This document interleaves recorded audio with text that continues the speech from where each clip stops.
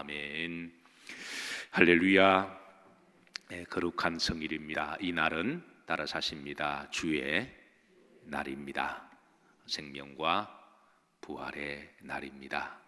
이 날 우리를 사랑하시고 구원하시는 하나님께 마음과 힘을 다하고 사랑을 담아 기쁘고 즐겁게 예배 잘 들으시기를 주의 이름으로 축복하고, 그리고 수고하고 무거운 짐진 자들아 다 내게로 오라. 내가 너희를 편히 쉬게 하리라. 이 말씀은 감사 노트 영성일기 오늘 새벽 말씀입니다. 사랑하는 성도 여러분, 감사 노트 다 쓰고 계신 줄로 믿습니다. 아직 늦지 않았습니다. 아직 포기하기는 이릅니다. 오늘이 이제 17일이니까 그동안 좀 미뤄두신 분들도 이제 다 쓰시고 올 한 해 감사로 승리하시기를 주의 이름으로 축복합니다. 자, 오늘 말씀은 이사야의 중보기도입니다. 우리가 지난번 이사야 59장에 하나님 이사야를 통해서 하나님이 왜 유다를 심판하시는지 이유를 알려주셨어요. 왜 하나님은 유다에게 징벌을 내리시는지, 왜 유다에게 이방인들의 손에 의해서 짓밟힘을 당하고 또 전쟁이라고 하는 극심한 재앙을 당하게 하시는지, 그건 바로 유다의 불신앙과 죄악 때문이었다.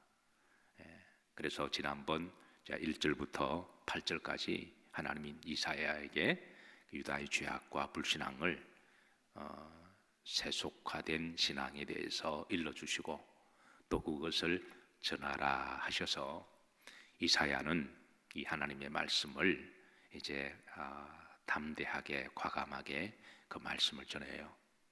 근데 이제 오늘 9절부터 15절까지는 이사야의 중보 기도가 나옵니다.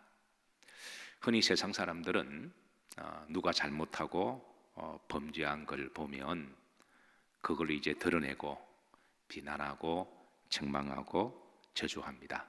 그러니까 이게 일반적인 사람들의 심리적인 모습입니다. 누가 잘못한 걸 드러나면 그냥 거기에 대해서 막 비난하고, 아마 그렇게 하는 이유 중에 하나는 사실 따지고 보면 본인들도 다 죄인들이잖아요. 그런데 그렇게 지나치게 하는 것은 아마 상대적으로 자신의 의를 더 드러내기 위함이 아닌가. 이번에 정인이 사건으로 이제 법원에 재판이 있었을 때에 많은 이제 사람들이 나와서 그 정인이를 학대하고 때린 그 부모에 대해서 이렇게 거의 오열하다시피 어떤 사람은 실신할 정도로 막 비난하고 사형을 내려야 된다 그러면서 우리가 정은이 부모다 그러면서 그렇게 하시는 분들이 계시더라고요.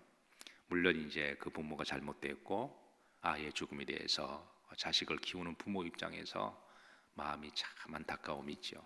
다시는 그런 일이 없기를 바라고, 그런데 거기에 대해서 이제 잘못된 것을 우리가 다 공감을 하면서도 너무 지나치게 정죄하고 비판하고 저주하는, 그러면서 그게 거의 오열할 정도로 그런 분들의 심리는 어떤 부분은 이해를 하지만 어떤 부분은 자신들의 부모님이 돌아가셔도 저렇게 오해를 할까 그런 생각이 문득 들었어요.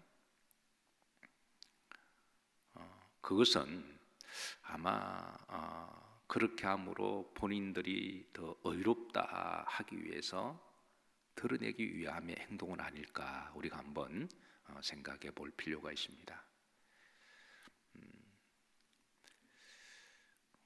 이사야가 유다의 불신앙과 죄악에 대해서 하나님이 전해라 그래서 전합니다.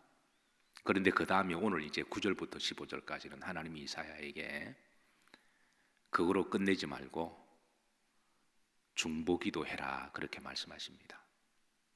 세상 사람들은 누가 잘못하면 지나치게 비난하고 그 지나치게 이렇게 저주하면서 그런 모습을 취해요. 근데 하나님은 우리가 죄에 대해서 분별은 가지되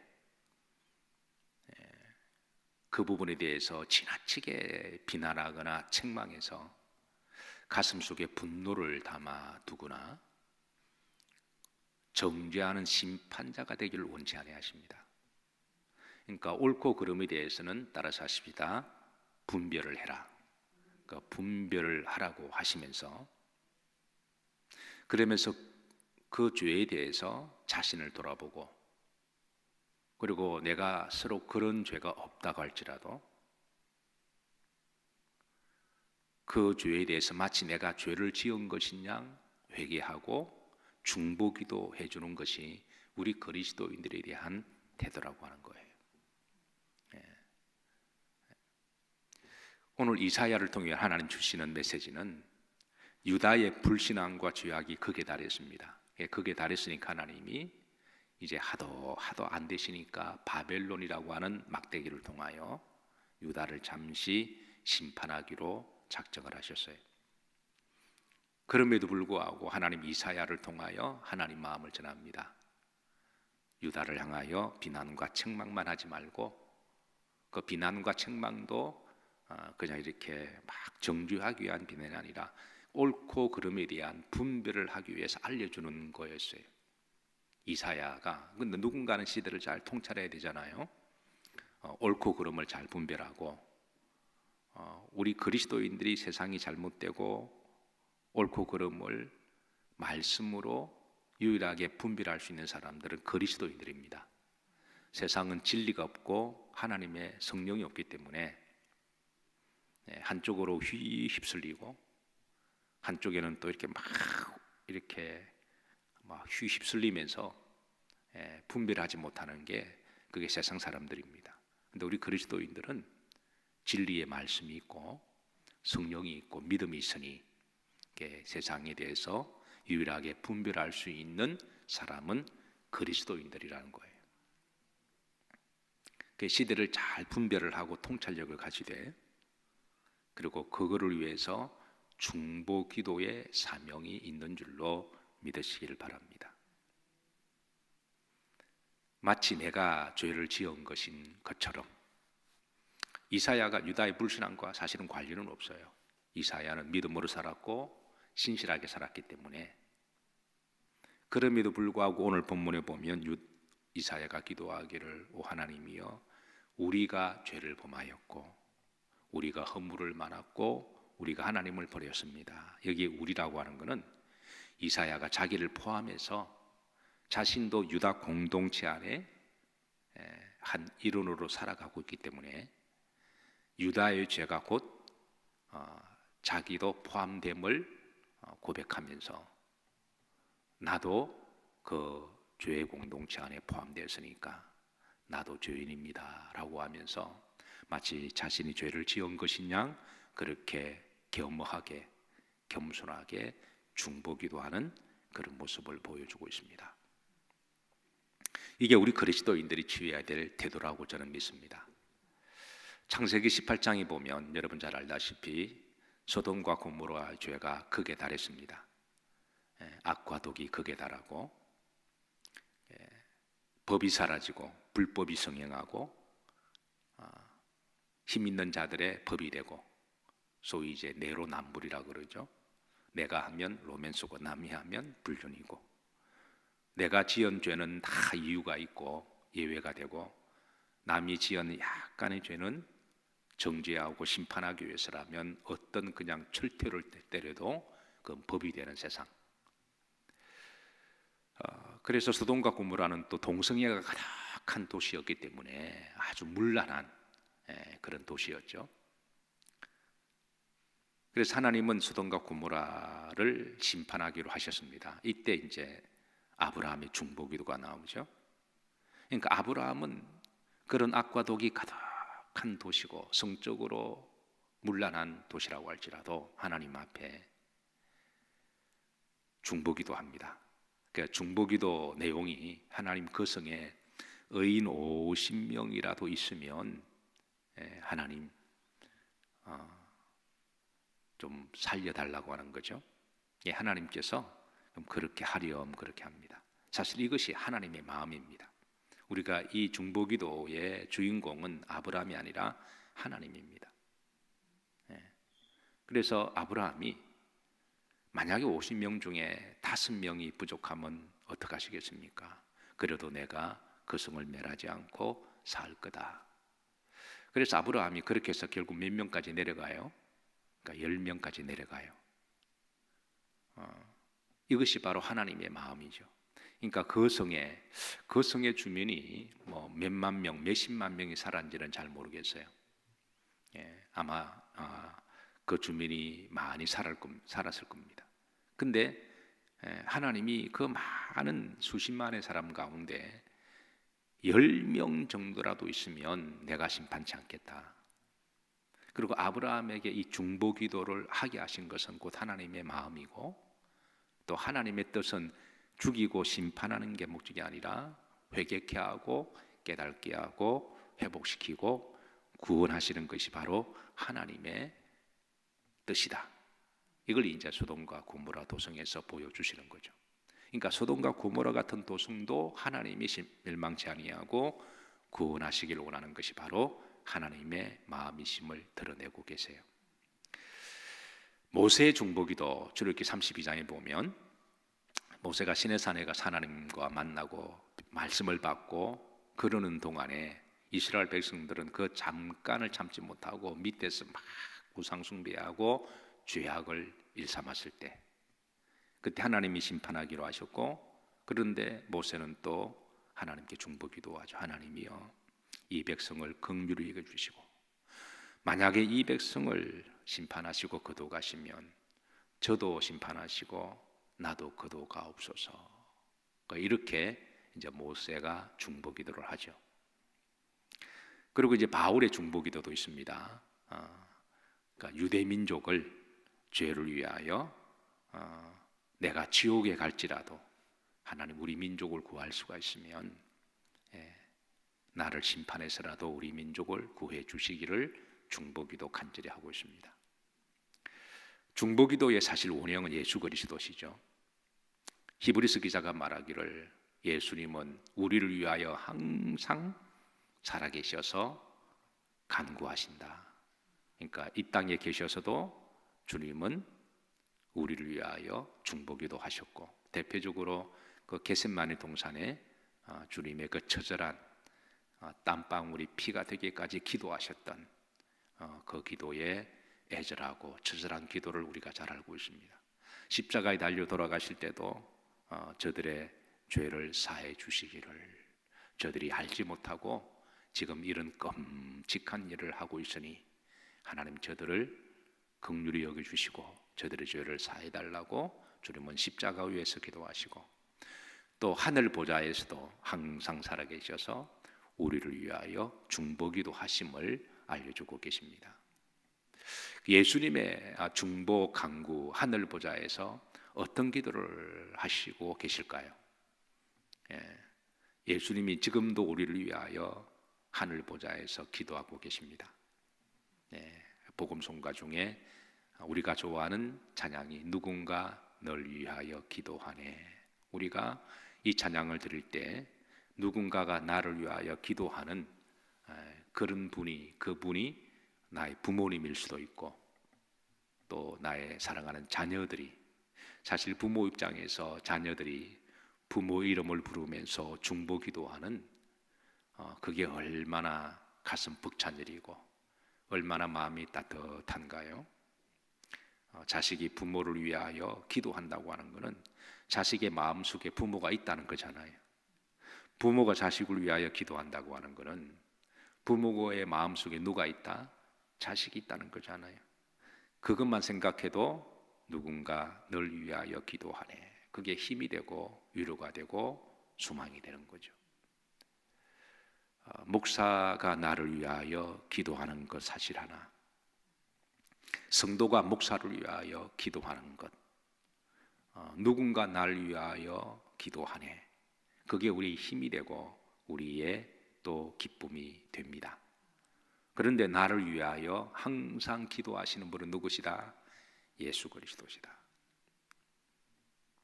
네, 그래서 우리가 믿음으로 우리가 또 주신 사명 걸음걸음마다 지금까지 여기까지 오게 된 줄로 믿습니다. 그러니까 주님께서 우리를 위하여 기도하시는 간구 내용이 뭘까요? 우리가 잘 먹고 잘 살기 위해서 세상적으로 성공하고 뭐 이런 부분들도 주님은 기도하시겠지만, 여기에 대해서 대답은 베드로후서 3장 9절에 보면 어떤 이들은 주의 심판과 약속이 더디다고 하나 더딘 것이 아니라 오직 너에 대하여 오래 참은사 하나님은 아무도 멸망치 않고 구원을 얻게 하리 하심이라. 결국 주님께서 하나님이 우리를 위하여 참으시고 하늘에서도 중보기도 하신 것은 그냥 개인적으로 지엽적으로 내가 건강하고 오래 살고 잘 먹고 내가 성공하고 이런 거는 개인적인 문제잖아요. 그런 부분도 개인적으로 중요하지만 큰 틀로 보시면, 하나님이 보편적인 진리의 큰 틀로 보시면 한 사람도 심판당하여 멸망받아 지옥 가면 끝나는 거니까, 이제는 그 인생 지옥 가면 끝나는 거잖아요. 지옥에서는 단테의 서곡처럼 여기에 들어가는 자는 모든 희망을 버릴지어다. 그러니까 더 이상 희망과 소망이 없는, 그래서 어떤 죄를 지었다고 할지라도 하나님은 마지막 순간까지 구원의 기회를 주시는 것이 바로 하나님의 마음이죠. 그래서 한 사람도 멸망치 않고 구원을 얻도록 중보기도 하시는 분은 저는 주님이시라고 믿습니다. 그래서 하나님은, 예수님은 우리들에게 중보기도의 본을 보여주시고 또 이 시대에 신실하게 살아가는 그리스도인들에게 또 중보기도의 영을 주시고 사명을 주신 줄로 믿으시길 바랍니다. 우리가 한 시대를 살아가다 보면 별의별 사람을 다 만나고 별의별 사건과 삶의 무대를 지나가야 할 때가 있습니다. 푸른 초장과 잔잔한 그런 시대를 잘 만나서 우리가 또 평안하게 신앙생활을 할 때가 있지만, 어떤 경우는 정말 사망이 엄침한 꼴짜기를 지나가면서 정말 소돔과 고모라와 같은 그런 악과 독이 가득한 사람들도 만날 때도 있고, 또 그런 정부를 만날 때도 있고, 또 그런 또 시대를, 또 핍박의 시대를, 박해의 시대를 살아가기도 합니다. 근데 이제 우리가 평온한 시대를 만나면 정말 땡큐죠. 성경 말씀처럼 정말 그렇게 통치를 잘 해주는 정치적 은사 있는 분들을 위하여 늘 고맙게 생각하고, 또 그를 위해서 기도해주고, 또 시민의 한 사람으로 또 열심으로 또 그렇게 협조도 하고, 그건 정말 그렇게 그런 시대를 만나서 살아간다고 하는 것은 그건 축복입니다. 그런데 그렇지 아니할지라도 인류를 보면은 그렇지 않은 시대를 지나간 그리스도인들도 많이 있잖아요. 그럼 그런 시대를 만났을 때는 어떻게 해야 되느냐? 불의의 시대를 만났을 때에, 이럴 때 우리 그리스도인들이 그 불의에 대해서 이제 마음의 분노를 가지고 적개심을 가지고 비난하고 책망하고, 그리고 하나님이 심판해 주실 것을 그렇게 취하는 태도가 맞는 것이냐?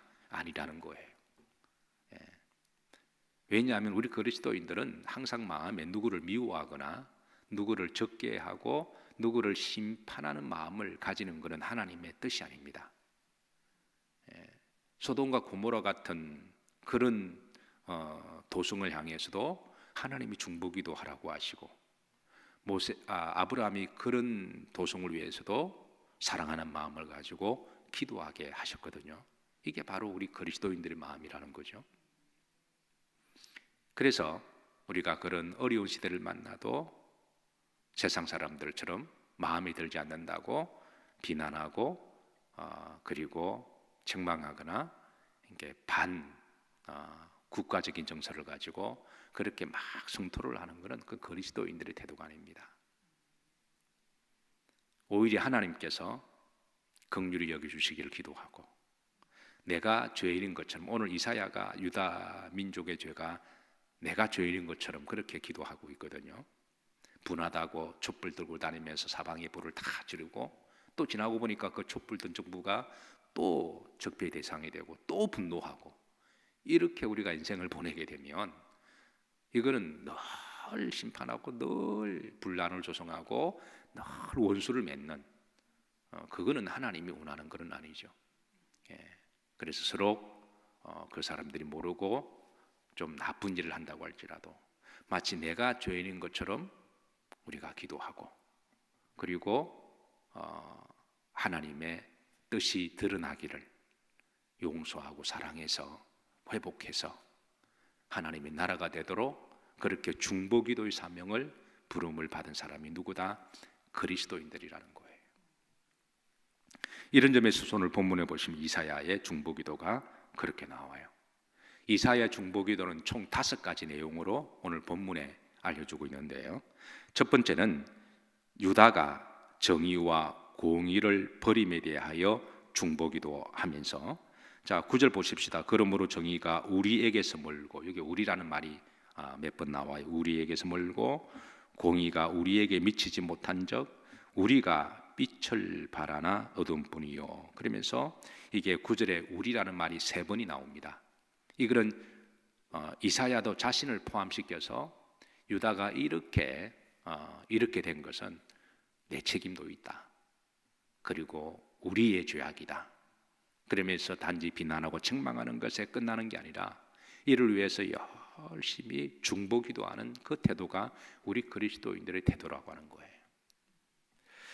자 11절에 보면 또 우리가 곰같이 부르짖으며, 9절에 보시면 구원을 바라나 우리에게서 멀도다. 그러니까 유다 백성들 중에 정말 하나님의 구원을 바라는 사람들이 없다라는 거예요. 이는 총체적으로 유다가 부패하고 지금 불신앙과 잘못된 길로 가고 있음을 이사야가 우리라고 하는 그런 기도를 통하여 나도 죄를 범했습니다, 그렇게 그런 마음으로 중보기도하는 내용의 모습입니다. 자 59장 10절에 보시면 영적인 맹인이었음에 대한 중보기도인데, 여기도 이제 우리가 맹인같이 더듬으며, 그러니까 이사야도 시대를 영적으로 잘 통찰하지 못하고 분별하지 못하고 한쪽으로 휩쓸렸다가 또 한쪽으로 휩쓸렸다가, 우리 그리스도인들은 말씀을 가지고 계시기 때문에 세상을 잘 분별하고 세상을 잘 통찰을 해야 됩니다. 좌파냐 우파냐 이건 세상 사람들이 하는 말이고, 우리 그리스도인은 좌파도 아니고 우파도 아니고 우리는 좌우로 치우치지 아니하고 믿음과 말씀으로 살아가는 사람이지. 자, 세 번째 허물과 죄에 대한 중보기도인데요. 여기도 이제 우리가 계속 나옵니다. 이는 우리의 허물이 주의 앞에 심히 많아 우리의 죄가, 그리고 우리의 허물이 우리와 함께 우리의 죄악을 우리가 하나이다. 6번이 우리라는 말이 반복함으로 이사야도 하나님 나도 이 공동체 안에 속해 있는 나도 죄인입니다, 이게 바로 우리 그리스도인들의 태도라는 것이죠. 우리가 이런 마음을 가지고 있을 때에 서로 누가 잘못했다고 할지라도 옳고 그름에 대한 분별은 가지되 거기에 대해서 막 지나치게 비판하거나 책망하거나 저주하는 태도에 싸우거나 마음에 안 든다고 분쟁하거나 분란을 조성해서 한쪽에서 분란을 조성하고 한쪽에서는 편가르게 한다고 믿는 사람들까지 같이 반대 방향으로 편갈라서는 안 된다는 거잖아요. 그리스도인들은 그래도 끝까지 용서하고 사랑하고 하나가 되도록 기도하는 태도가 바로 그리스도인들의 삶의 태도라는 것이죠. 그래서 이사야가 우리가 라는 말을 함으로써 하나님 앞에 중보기도를 그렇게 하고 있습니다. 네 번째 13절을 보면 하나님을 배반한 불신앙에 대한 중보기도인데요. 우리가 여호와를 배반하고 우리 하나님을 따르는 데서, 그러면 또 우리라고 하는 말을 계속해서 함으로 지금 중보기도하고 있습니다. 즉 하나님이 이사야를 통하여 중보기도 하라는 거예요. 지금 나라와 민족이 어려움을 당하고 있으니까 옳고 그름에 대한 분별은 하되 그러나 그것이 저주하거나 책망하거나 싸우기 위한 갈등이나 분란을 조성하지 말고, 그건 하나님의 마음이 아니거든요. 하나님은 한 사람도 멸망치 않고 다 구원받기를 원하는 게 하나님의 마음입니다. 이게 바로 오늘 한국교회가 취해야 될 태도라는 것이죠. 역사적으로 보면 항상 시대마다 큰 박해의 핍박이 이렇게 지나갈 때가 있습니다. 사실 우리가 지금 코로나로 어려움을 당하지만 그렇다고 교회가 뭐 크게 핍박받는 것은 아니잖아요. 뭐 약간 좀 오해는 받고 있기는 하지만 그렇다고 교회가 그냥 뭐 박해받는 그런 수준까지는 아니잖아요. 서로 어떤 사람이 다른 의도로 박해를 한다고 할지라도 교회는 사랑과 긍휼과 구원의 마음을 가지고 기도를 해줘야 되는데, 약간 어려움을 당한다고 해서 반국가적인 태도나 또 마음에 안 드는 정신에 대해서 막 성토하는 것은 그 그리스도인들에 대한 태도가 아니라는 거예요. 여전히 하나님은 대한민국을 사랑하시고 한국교회를 사랑하십니다. 그래서 너무 불안해하거나 너무 염려하고 너무 민감하게 막 그럴 필요 없다라는 거예요. 평안하고 담대하시면서 시대를 잘 분별하고 지혜롭게 하시면 됩니다. 그리고 항상 어느 시대든 마지막 희망은 교회고 성도라고 저는 믿습니다. 교회와 성도마저도 어느 한 감정에 치우쳐져서 분노하고 갈등해서 치우치면 그건 세상에 이제 떠돌아다니는 부표와 같은 것이죠. 어려울수록 교회가 중심을 바로 잡고 성도들의 시대를 잘 통찰하고 그리고 믿음을 잘 지켜나가면 또 이 또한 지나갈 것이고, 또 하나님은 또 그런 교회와 성도들을 통하여 세상을 품게 하시고 또 세상을 다시 회복시켜 주시리라고 그렇게 믿습니다. 다소 지금 좀 어려움을 좀 겪고 있지만, 그러나 우리 그리스도인들이 이런 시기에 더욱더 협조할 것은 잘 협조하고 또 조심할 것은 조심하고, 또 이런 가운데 나라와 민족을 위해서 또 열심히 중보기도 하고, 특별히 인류의 그런 코로나가 좀 빨리 종식이 되어서 또 인류가 다시 또 회복되기를 그렇게 기도하십시다. 마치 내가 죄를 지은 것인 것처럼 오늘 이사야가 그렇게 기도했고 또 아브라함이 그렇게 기도한 것처럼 어떤 식으로든 아무런 불신앙과 불의의 시대를 살아가더라도 그리스도인들의 마음속에 누군가를 미워하고 적게 하고 누구를 심판하는 마음은 하나님은 원하지 않는다. 그건 그리스도인들의 마음이 아니다. 그리스도인들의 마음은 항상 평안하고 그리고 용서하고 사랑하고 품고 세워주고 회복시켜주고 그리고 무엇보다도 구원하고자 하는 것, 한 사람도 멸망치 않고 구원하고자 하는 것, 이 마음을 항상 품으시고 오늘 거룩한 성일 한국교회가 하나님 앞에 예배가 다시 회복되어지고 또 예배를 잘 드리는 안식일이 되기를 기도하시고 우리 영일 모든 성도님들 잘 지켜주시기를 기도하시고 또 중보에 영으로 충만하시기를 주의 이름으로 부탁을 드립니다. 기도합니다. 하나님 거룩한 성일 주셨습니다. 이사야에게 중보기도의 말씀을 하시듯 오늘 우리 그리스도인들에게 더욱더 간절하게 중보영을 부어주시고 기도하게 하시며 또 시대마다 항상 남은 자들을 남겨두셔서 우리의 유일한 소망은 하나님이시고 유일한 우리의 희망은 교회임을 믿습니다. 성도들임을 믿습니다. 성도들이 시대를 잘 통찰하게 하옵시고 옳고 그름은 분별하되 그리스도인답게 살아갈 수 있도록 그 중심을 붙들어 주옵소서. 예수님 이름 받들어 축복하며 기도하옵나이다. 아멘.